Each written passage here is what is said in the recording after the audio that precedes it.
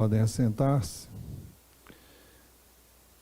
A mensagem dessa manhã é uma sequência do que vínhamos pregando no mês de dezembro, que foi interrompido porque não estávamos aqui. E o título é Obediência a ser aprendida. É a 7ª mensagem com esse título. E o título da mensagem tem como base o texto de Hebreus 5:8, onde é dito acerca de Jesus que, embora fosse filho, aprendeu a obediência pelas coisas que sofreu. Não que Jesus não fosse obediente, mas ele veio na condição de homem, e como homem, ele passou por todo o processo que nós, homens, passamos para aprender algo que Deus deseja nos ensinar. Por isso que homens como Jesus. É verdade que Jesus não pecou, nós pecamos, mas ele foi tentado da mesma forma como nós fomos tentados. E para obedecer, ele foi tentado a não obedecer. Ele teve o desejo de fazer de forma diferente, mas submeteu-se à vontade de Deus até o ponto de ir à cruz, como foi, e ali derramar o seu sangue por nós. Por isso que ele foi obediente até à morte, e morte de cruz, segundo o relato da Epístola aos Filipenses, capítulo 2, versículo 8. Mas então o título tem como base: embora fosse filho, aprendeu obediência pelas coisas que sofreu. E nós também aprendemos a obedecer pelas coisas que sofremos. Aprendemos a obedecer quando nós, para obedecermos a Deus, nós sofremos abrindo mão da nossa vontade pessoal. Toda obediência envolve pelo menos duas pessoas. Uma autoridade, seja o próprio Deus, seja uma autoridade delegada por Ele. E envolve também uma pessoa submissa a essa autoridade. Não há obediência enquanto não reconhecemos em alguém a sua autoridade sobre nós. Não basta existir autoridade. Não basta crermos em Deus.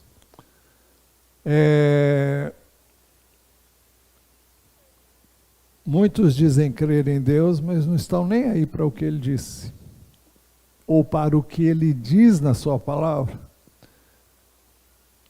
Então não adianta crer que Ele é autoridade, não adianta crer que Ele é Deus, se não nos submetemos à vontade dEle. Isso pode ser tudo, menos fé nele e na sua palavra. Então, toda obediência envolve uma pessoa, duas pessoas, uma autoridade, pode ser o Deus ou aquele a quem Ele delega como autoridade, e uma pessoa submissa a essa autoridade. Então, como dissemos, não há obediência enquanto não reconhecemos em alguém a sua autoridade sobre nós. Não basta a existência da autoridade, portanto. Muito bem, nós já vimos alguns exemplos de rebeldia no Antigo Testamento, estamos vendo isto. O primeiro caso que vimos foi o exemplo de rebeldia de Adão e Eva. Depois vimos o exemplo de rebeldia de Cã, foi a última mensagem. E hoje nós veremos o exemplo de rebeldia de Nadab e Abiú. O texto básico está em Levítico capítulo 10, de 1 a 3. E se você pode, eu gostaria que você acompanhasse na sua Bíblia, porque o texto nem sempre será reproduzido aqui, alguns sim, outros não.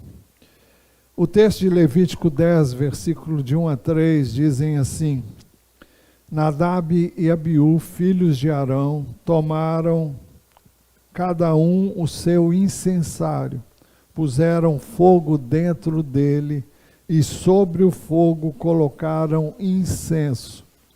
E trouxeram fogo estranho diante da face do Senhor, algo que ele não lhes havia ordenado.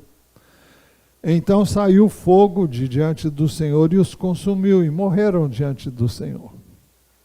E Moisés disse a Arão: Isto é o que o Senhor disse: mostrarei a minha santidade naqueles que se aproximam de mim, e serei glorificado diante de todo o povo. Porém, Arão se calou. Primeira coisa que queremos ver hoje é uma pergunta: por que Nadab e Abiú foram consumidos?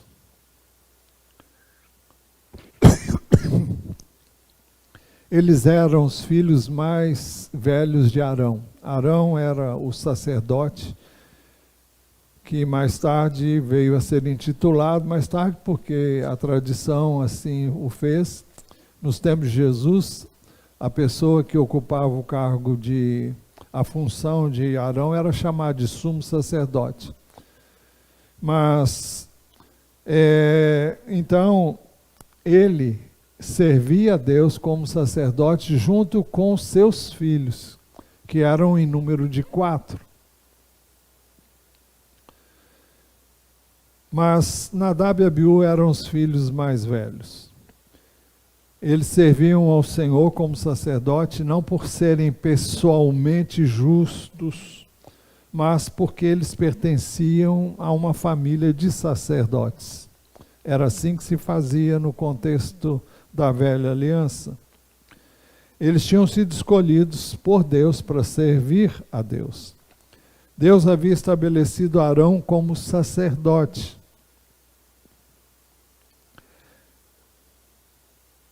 E ele fora ungido para servir dessa maneira. Em todas as questões relacionadas com o culto, Arão era o chefe. Em Levítico 8, Arão e seus filhos são mencionados 12 vezes. Em Levítico 9, encontramos Arão oferecendo sacrifício com seus filhos ao lado. Os filhos de Arão serviam ao Senhor no altar, mas em obediência às ordens de Arão. Eles não podiam servir como eles achassem que podiam. Eles não podiam servir independentemente de Arão. Deus os colocou sob a autoridade de Arão. Eles só poderiam servir na medida em que Arão o fizesse. Se os filhos de Arão se dispusessem a servir sem ele, seria o mesmo que oferecer um fogo estranho. Porque esse é o termo que o texto usou e usa. O significado de fogo estranho é servir sem uma ordem. É servir sem obedecer à autoridade.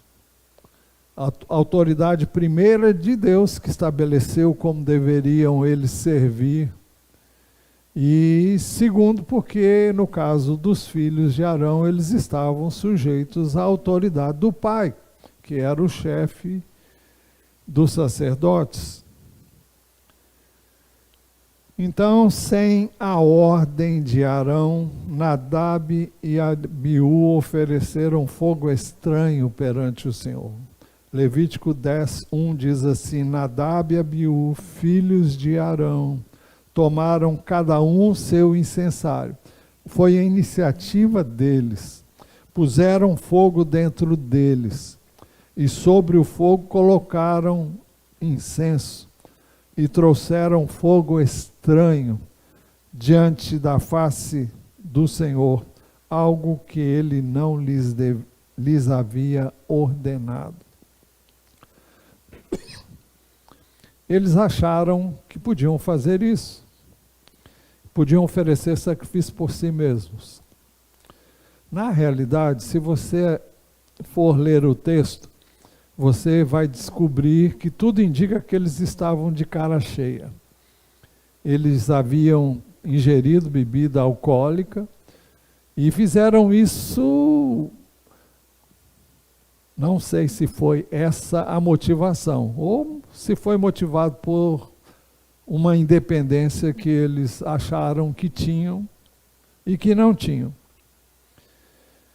O fato é que eles acharam que podiam oferecer sacrifício por si mesmos, e eles o fizeram sem a ordem de Arão. Arão não estava presente, Arão não tinha principiado esse culto, e não era também na época e ocasião que Deus havia determinado. Eles viram o pai fazer em uma outra ocasião, e eles pensaram que eles também podiam fazer. O raciocínio deles foi: ele fez, nós também podemos fazer. O erro de Nadab e Abiú consistiu em não perceberem quem representava a autoridade de Deus, não reconhecerem em Arão a autoridade de Deus. Não vai ser essa a única ocasião em que isso aconteceu, não propriamente com os filhos, mas com outras pessoas que depois vieram a levantar-se também com atitudes bem semelhantes. Mas não veremos isso agora. Em Levítico 16, nós vemos assim: o Senhor falou, 16:1. O Senhor falou a Moisés depois da morte dos filhos de Arão, quando estes chegaram diante do Senhor e morreram. Nos versos 11 a 13 nós lemos assim: Arão fará chegar o novilho da sua oferta pelo pecado e fará expiação por si e pela sua casa. Matará o novilho da sua oferta pelo pecado. Pegará também de sobre o altar o incenso cheio de brasas de fogo diante do Senhor, e 2 punhados de incenso aromático bem moído, e o trará para dentro do véu. Porá o incenso sobre o fogo diante do Senhor, para que a nuvem do incenso cubra o propiciatório, que está sobre a arca do testemunho. Assim, Arão não correrá o risco de ser morto. Então, aqui nós temos uma instrução que é repetida aqui, porque já havia sido dada anteriormente, de como Arão poderia entrar no lugar que era chamado de o Santo dos Santos. Nesse caso aqui era ainda o tabernáculo, mais tarde veio a ser o templo. Tinha um lugar que era chamado de Santo Lugar e o outro era o Santo dos Santos. Neste lugar só Arão podia entrar como sumo sacerdote. E ele só podia entrar ali depois de ter feito a expiação pelo seu pecado, com derramamento de sangue. Por isso que Jesus foi à cruz e derramou o seu sangue. Todos os sacrifícios do Velho Testamento eram uma figura do futuro sacrifício de Cristo na cruz. Mas naquela época ninguém podia entrar na presença de Deus, a não ser Arão, uma vez por ano. E ele tinha que oferecer um animal que era morto, o cujo sangue era derramado em favor dele, dos seus pecados. ele também oferecia aquele sacrifício em favor da sua casa, da sua família. E ele devia usar um incensário e entrar no lugar onde estava a Arca da Aliança. Era também chamado de lugar onde estava o propiciatório, que ficava em cima da Arca da Aliança. E ali ele aspergiria parte do sangue que havia sido oferecido num altar que ficava na entrada do tabernáculo. E assim ele não correria o risco de ser morto. Mas os filhos dele entraram de qualquer jeito. O texto não relata como eles entraram, só diz que eles levaram um fogo estranho. E o fogo estranho significa que eles fizeram sem a direção e a orientação de Deus, aquela que Deus havia dado anteriormente. Em segundo lugar, o culto é iniciado por Deus. Levítico 9, 23 e 24 dizem assim: então Moisés e Arão entraram na tenda do encontro, quando saíram abençoar o povo, e a glória do Senhor apareceu a todo o povo. Aqui fala do dia em que o tabernáculo foi dedicado ao Senhor. E eles entraram, Moisés e Arão entraram ali naquela tenda do tabernáculo, e quando saíram, depois de ter dedicado o tabernáculo, quando saíram,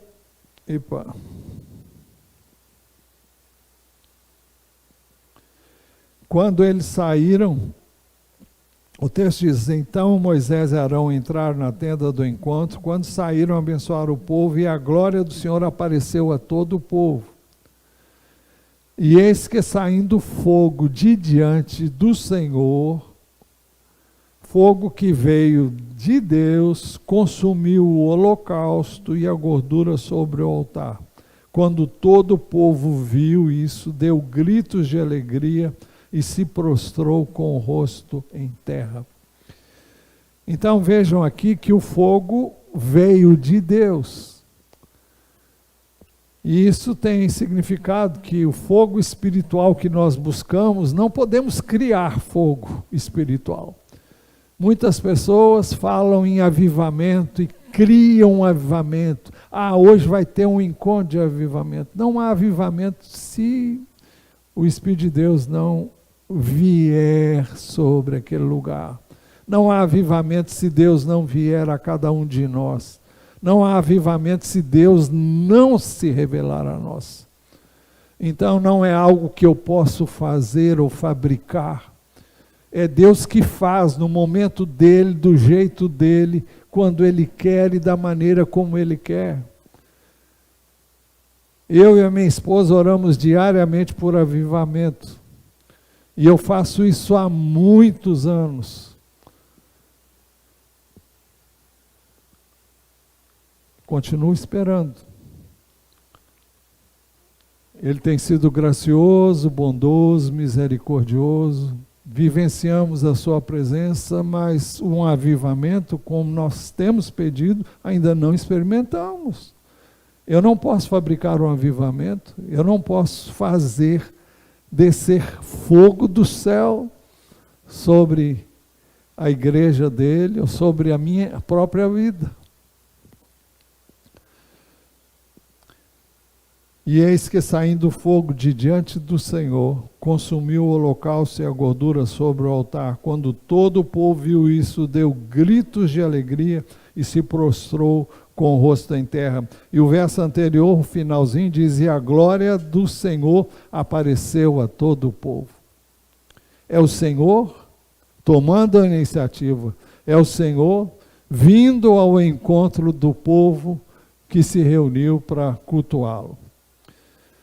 Então, servir a Deus e oferecer fogo estranho são coisas muito parecidas.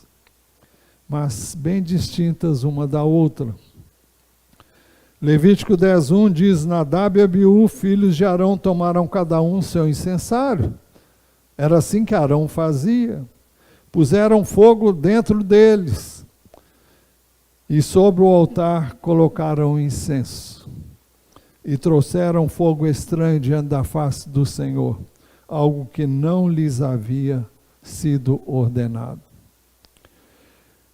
Quando o homem, quando a mulher, quando o ser humano serve sob a autoridade de Deus, ele é aceito por causa disso. O fogo estranho tem a origem no homem. Não exige conhecimento da vontade de Deus, cada um faz do jeito que acha que deve. É totalmente feito pelo zelo humano, pela iniciativa humana. E o fogo estranho termina em morte. Então caiu o fogo diante do Senhor e os consumiu. Não veio fogo para incendiar espiritualmente, mas veio para consumir, porque eles estavam fazendo algo que Deus não pedira para eles fazer. Aliás, ordenara que eles não fizessem, quando não disse que eles deveriam fazer. Quando o nosso serviço, quando o nosso culto vai se tornando cada vez mais sem vida. É por isso que quando oramos, eu insisto tanto, por favor, não deixem que as orações se tornem algo mecânico. É preciso que você faça desse momento de oração, mesmo que tenhamos ali os pedidos arrolados, coloque o seu coração, use suas palavras, mas coloque o seu coração. Quando o nosso culto, o nosso serviço vai se tornando cada vez mais sem vida, vale a pena perguntar a Deus se estamos servindo no verdadeiro princípio do serviço ou servindo no princípio do fogo estranho. Que fogo é esse? É nosso ou é de Deus?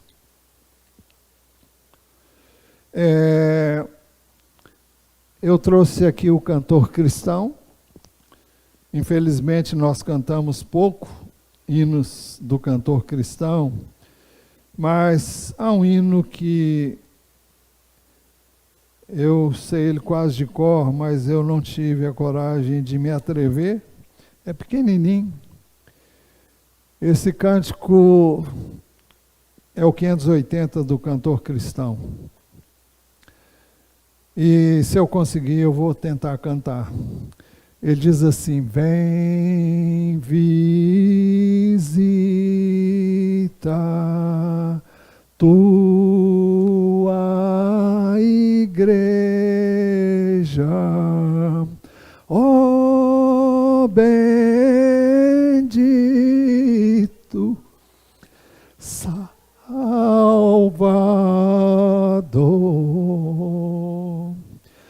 A segunda estrofe diz: sem tua graça ela murcha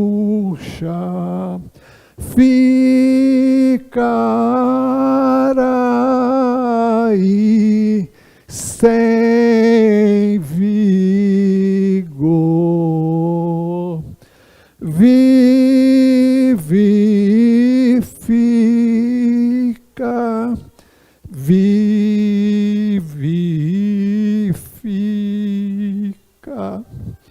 nossas almas, ó Senhor,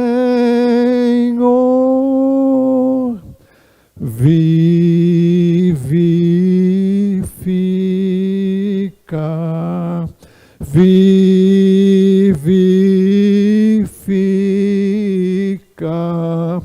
nossas almas, ó Senhor. A segunda estrofe diz: sem tua graça ela murcha, ficará aí sem vigor. É isso que a igreja do Senhor é, sem o fogo de Deus, sem o Espírito de Deus. E é isso que caracterizava a oferta de Nadab e Abiú. É quando fazem as coisas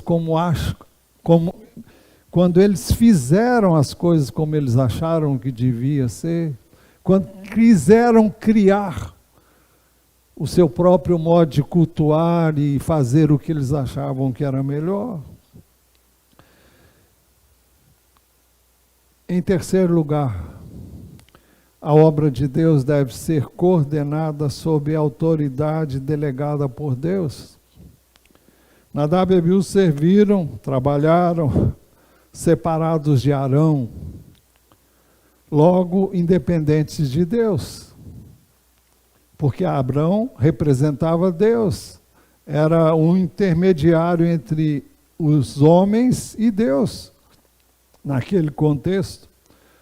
O trabalho de Deus deve ser coordenado sob a autoridade delegada por Deus. Deus queria que Nadab e Abiú servissem debaixo da autoridade de Arão.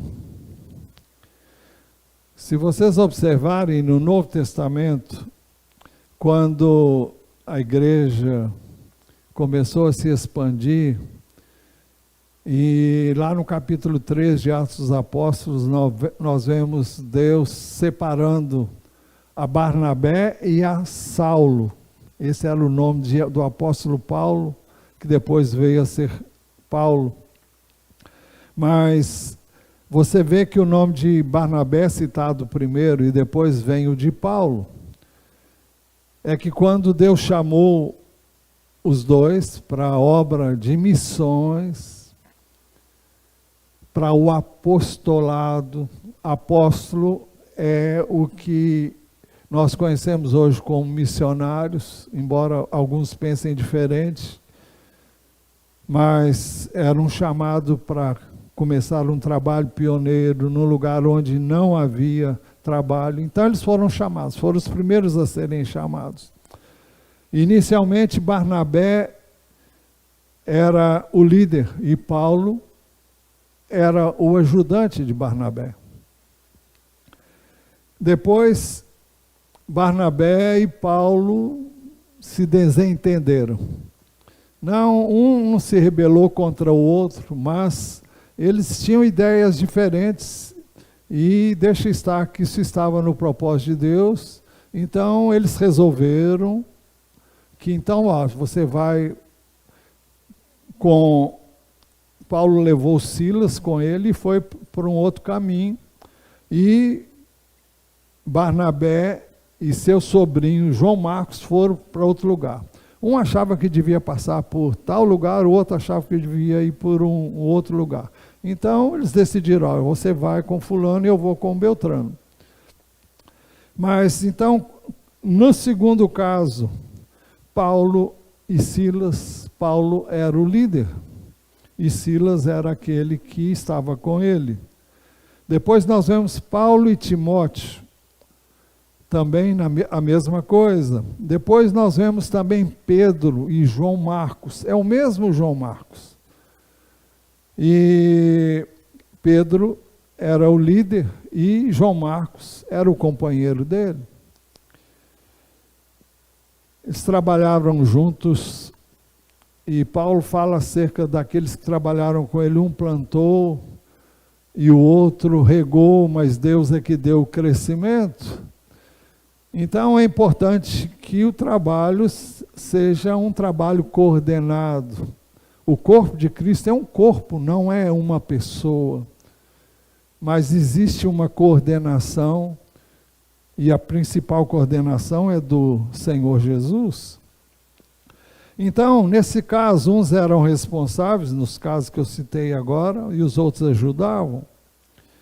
No trabalho de Deus, ele coloca uns em posição de autoridade e outros sob a autoridade. Quem desordenadamente levanta a sua cabeça age independentemente e está agindo com rebeldia.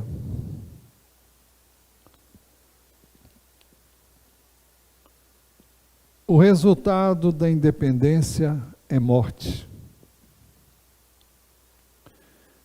Então saiu, Levítico 10, 2, então saiu fogo diante do Senhor e os consumiu e morreram diante do Senhor. Alguém vai dizer, coisa terrível. Eu não creio que essas coisas aconteçam hoje, mas a Bíblia diz no Novo Testamento que as coisas que aconteceram no Velho Testamento serviram de exemplo para nós. E serviram também para que nós temamos a Deus e não façamos coisas semelhantes. Não exatamente como se fazia, porque nós vivemos na nova aliança, mas para que aprendamos com as lições do Velho Testamento. O Velho Testamento é citado em todo o Novo Testamento, mostrando as aplicações práticas no contexto da nova aliança. Todo o que busca, sem antes conhecer quem é a autoridade, o que busca servir sem antes conhecer quem é a autoridade, a quem deve se sujeitar, está oferecendo fogo estranho. Eu fico impressionado como muitas igrejas surgem. O cara cisma que vai abrir uma igreja. Ele aluga um prédio, ele compra os móveis, põe lá e começa. Eu pergunto, quem foi que investiu essa pessoa de autoridade? No nosso contexto, um pastor, para vir a ser pastor, ele tem que se preparar, ele tem que estudar, e não é só isso, ele tem que ser examinado por outros pastores, que têm autoridade maior do que ele, porque já são pastores há mais tempo, são investidos dessa responsabilidade. Então os pastores são examinados, o pastor em questão é examinado e se aprovado ele é então ordenado pastor. É alguém que esteve e está sob a autoridade de outras pessoas. Mas muitas pessoas fazem do jeito que acham que devem.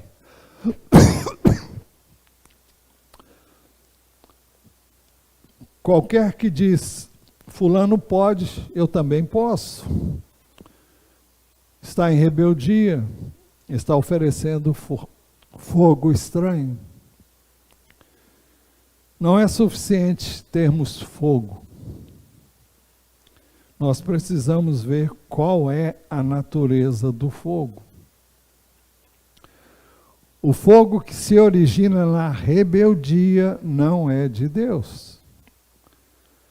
Nadab e Abiú, filhos de Arão, tomaram cada um o seu incensário, puseram fogo dentro deles, e sobre o fogo colocaram incenso, e trouxeram fogo estranho diante do Senhor, algo que ele não lhes havia ordenado. Eles não tinham recebido nenhuma orientação de Deus nesse sentido. Deus jamais havia dado essa orientação. O que não era ordenado por Deus ou por Arão, que representava o Senhor naquele caso, era fogo estranho. Então Deus não se preocupa com a questão do sacrifício, mas com a manutenção da autoridade, a observância da obediência.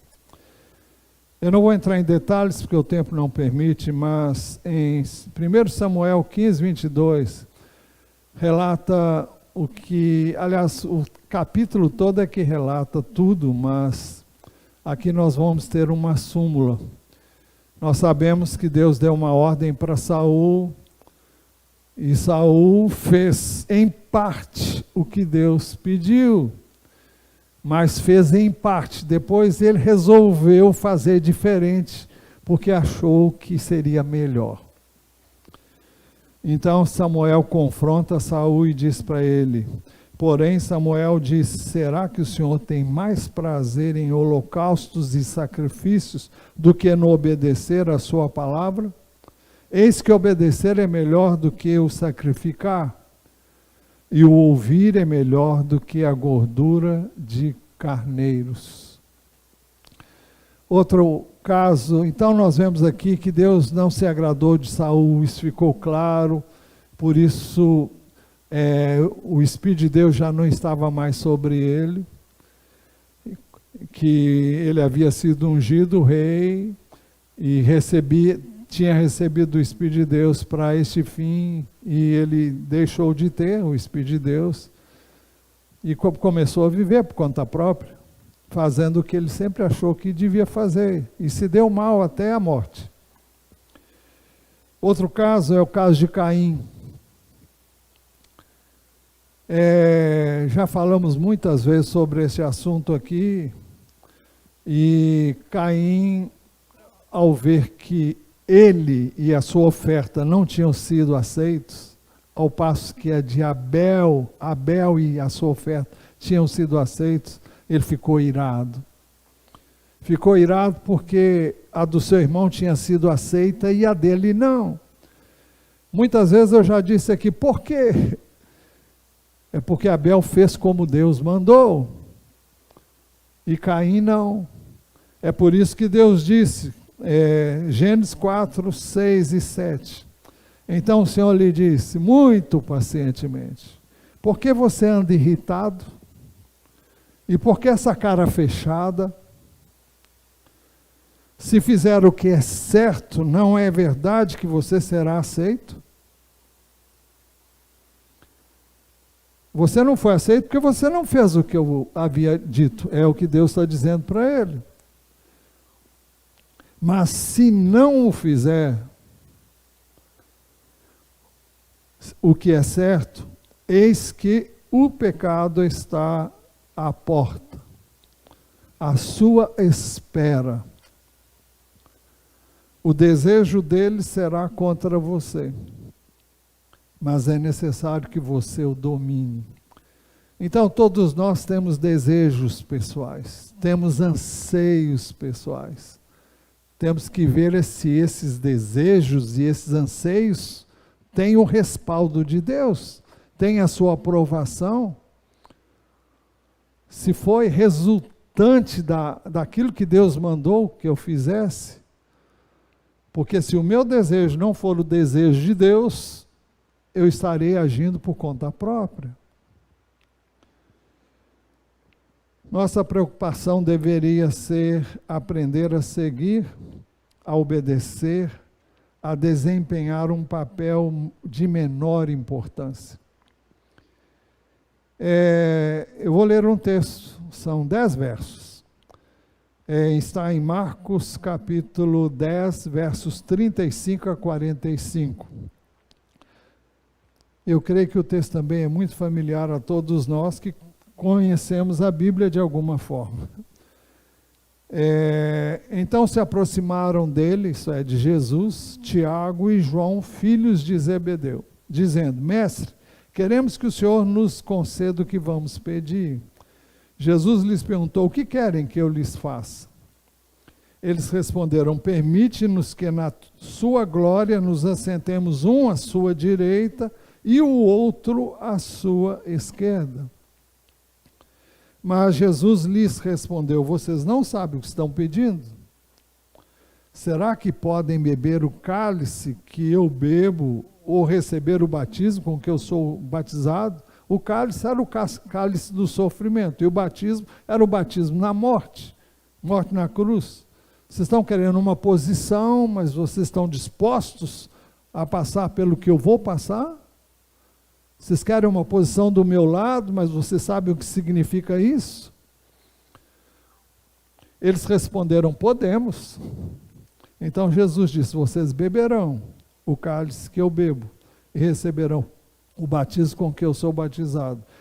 Quanto a sentar-se à minha direita ou à minha esquerda, não me compete concedê-lo, pois é para aqueles a quem está preparado. Quando os outros 10 discípulos ouviram isso, começaram a ficar indignados com Tiago e João. Mas Jesus, chamando todos para junto de si, disse: vocês sabem que os que são considerados governadores dos povos os dominam e que os seus maiorais exercem autoridade sobre eles. Mas entre vocês não é assim. Pelo contrário, quem quiser tornar-se grande entre vocês, esse será o servo de vocês. E quem quiser ser o primeiro entre vocês será servo de todos. Pois o próprio Filho do Homem não veio para ser servido, mas para servir e dar a sua vida em resgate por muitos. Jesus disse que se alguém quiser ser o primeiro, aliás, quem quiser ser o primeiro entre vocês, deve servir a todos. E quem quiser... Não é isso não. Quem quiser tornar-se grande, esse será servo de vocês. E quem quiser ser o primeiro, será servo de todos. Então, primeiro e mais importante é quem serve mais.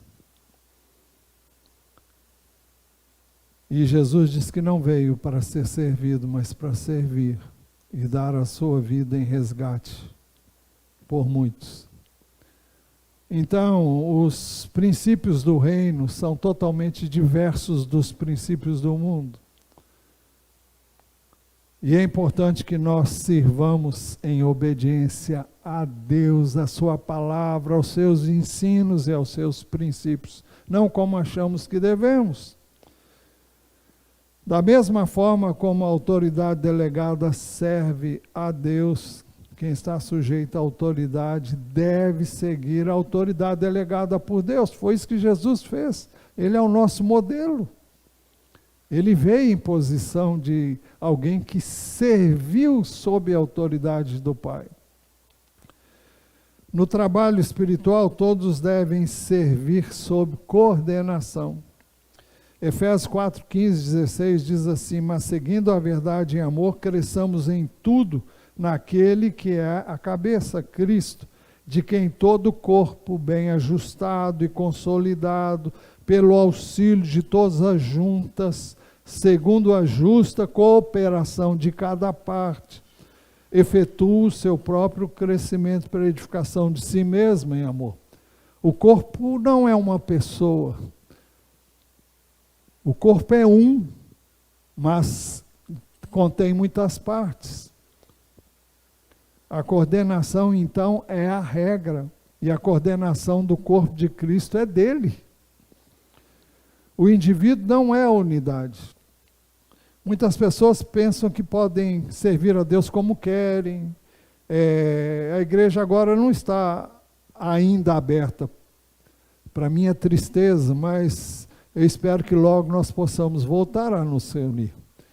Mas muitos acham que igreja não é importante. Temos enfatizado a importância de cultuar juntos, no mesmo horário, do mesmo modo, para que possamos realmente fazer tudo sob coordenação. É aí que reside a bênção.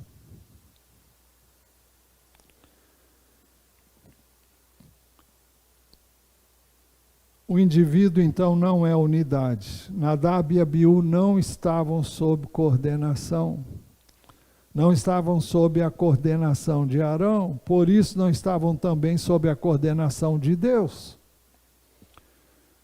Nadab e Abiú não deviam ter deixado Arão para servir independentemente de Arão. De acordo com o ensino deste texto, quem serve em desobediência deveria ser consumido pelo fogo. Eu não estou dizendo que isso deve acontecer hoje, que vai acontecer hoje, porque nós estamos dentro da nova aliança. E nós devemos aprender que não é assim que nós agradamos a Deus. Nós podemos servir a Deus dessa forma, mas vai ser sem vida. É preciso que o nosso serviço tenha a presença de Deus, tenha a graça de Deus, tenha a dependência de Deus. Por isso oramos, por isso buscamos a palavra dele. Não podemos fazê-lo de forma diferente. Arão, quando vivenciou esse desastre na vida da sua família, ele não percebeu a gravidade do que havia acontecido.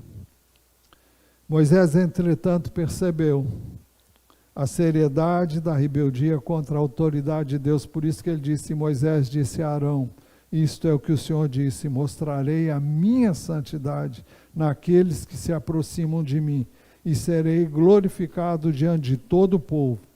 Porém, Arão se calou. Conclusão. Hoje muitos estão tentando servir a Deus independentemente. Jamais se colocam sob a autoridade. Estes pecam contra a autoridade de Deus. Não pecam contra a autoridade delegada. Pecam contra Deus, porque a autoridade delegada não é nada. O que é autoridade delegada? Nada. Ele é autoridade delegada por Deus, e Deus quer que ela seja reconhecida não por causa da autoridade, mas por causa da autoridade que Deus deu a essa pessoa. Ela não é nada. Então, que o Senhor nos livre de tal caminho, de tal procedimento. Parece uma coisa simples, muito elementar, e que não tem nada a ver com o que vivemos hoje, mas é bom que atinemos para a seriedade do que ocorreu naquela ocasião, e para que nós possamos viver à luz do que podemos aprender com essa lição. Vamos orar mais uma vez. Senhor, te damos graças pela tua palavra. Pedimos que o Senhor nos ajude a viver à luz do entendimento que o Senhor permite que nós tenhamos. E que o Senhor nos ajude a viver sob coordenação. Ajuda-nos, Senhor, e ajuda-nos a andarmos de maneira digna do Senhor para o teu inteiro agrado. Recebe a nossa gratidão, recebe o nosso louvor.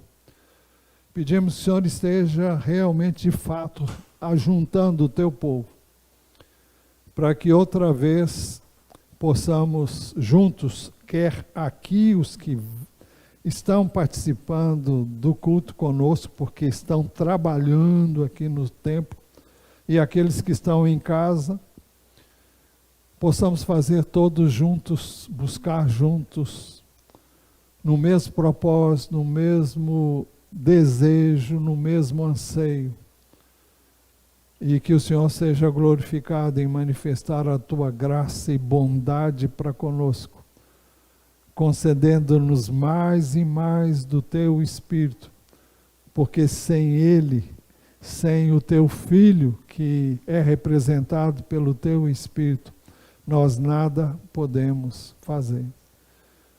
Ao sair daqui, leva-nos em paz, continua abençoando o teu povo, continua guardando o teu povo pelo teu poder. Nós oramos em nome de Jesus. Amém.